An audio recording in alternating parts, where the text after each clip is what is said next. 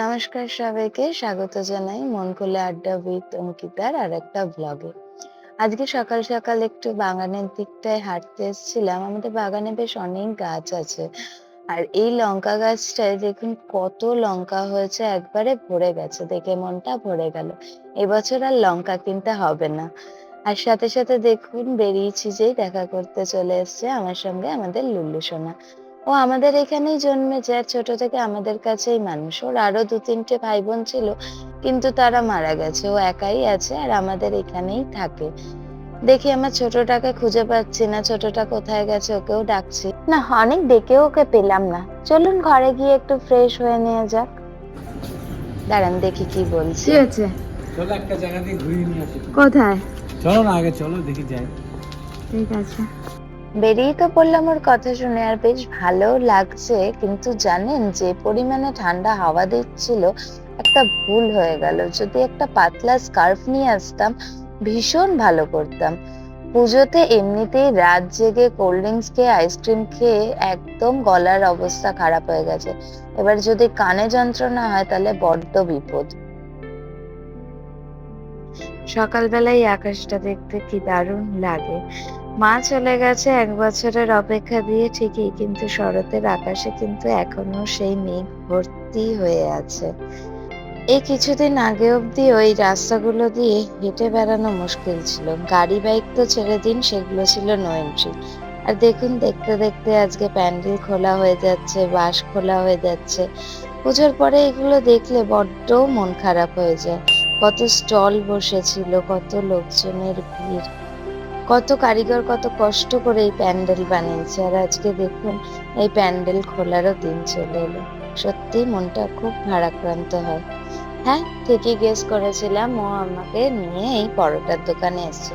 এই দোকানটাতে আমরা মাঝে মাঝেই সকালবেলা পরোটা খেতে আসি জানেন। এটা কল্যাণী ওই ঘোষপাড়া স্টেশন থেকে একটুখানি হাঁটা পথ। এই দোকানের পরোটা তরকারি সত্যি ভীষণ ভালো বানায় জানেন তো। আর তরকারিটা এত ঘরোয়া ভাবে বানায় এরা যে মনেই হয় না বাইরে খাচ্ছি। আমি খাই এই কচুরিগুলো আর ও খায় পরোটা। আপনারা হয়তো সবাই জানেন কল্যাণীতে প্রচুর কলেজ আছে এবং প্রচুর হস্টেল আছে, যার কারণে এই দোকানগুলোতে না সকাল সকাল প্রচুর ছেলেমেয়েরা খেতেও আসে। আর তাই এই দোকানগুলো একদম ভোরবেলায় খুলেও দেয়। এখন প্রায় 6:30 বাজে, তাও দেখুন কত লোকজনের, কত ভিড় করে এখনই খেতে চলে এসছে।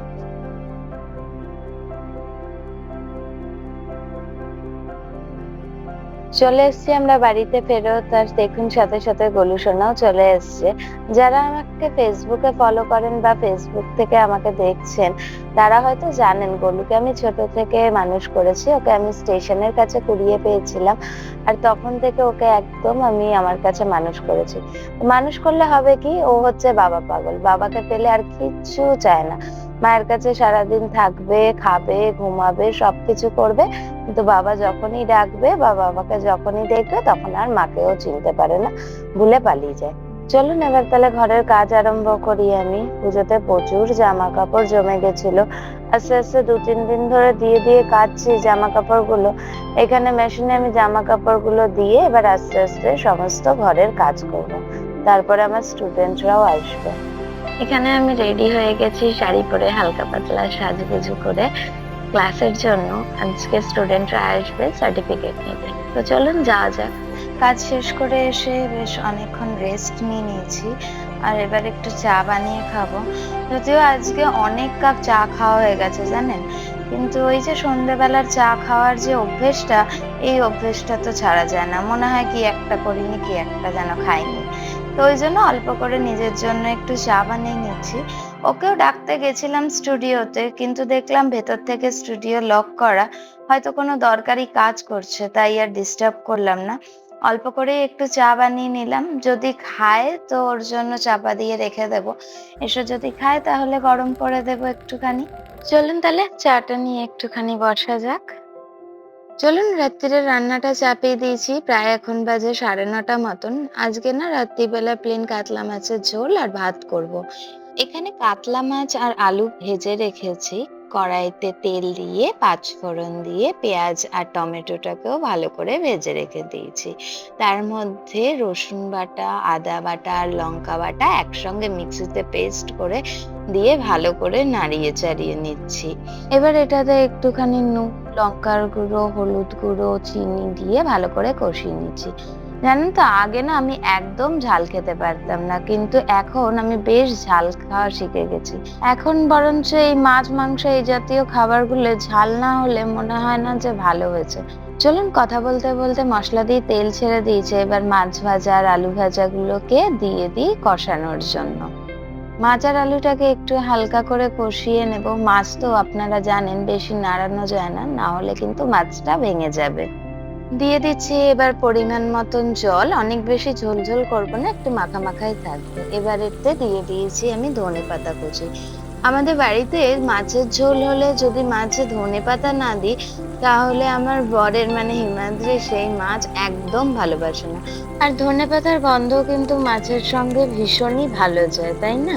এবার দিয়ে দিলাম একটুখানি গরম মশলা, একদম সামান্য পরিমাণে দেব। ব্যাস, মোটামুটি হয়ে এসছে আমার মাছের ঝোল। এটাকে এবার একটু চাপা দিয়ে মিনিট 10 মতন রাখলেই হয়ে যাবে। চলুন, মাছের ঝোলটা হতে হতে এদিকে আমি ভাতটাও চাপিয়ে দিই।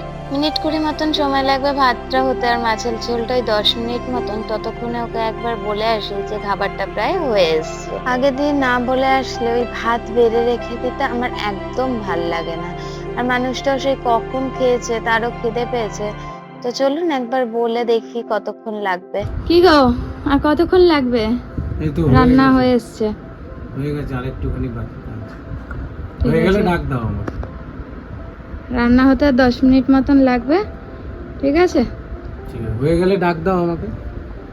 চলুন তাহলে, রান্না রেডি হয়ে গেছে, এবার আস্তে আস্তে খেতে বসি।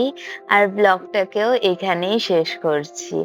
পরবর্তী যে কোনো ব্লগ পাওয়ার জন্য প্লিজ সাবস্ক্রাইব করে দেবেন অ্যান্ড বেল নোটিফিকেশনটা অন করে দেবেন।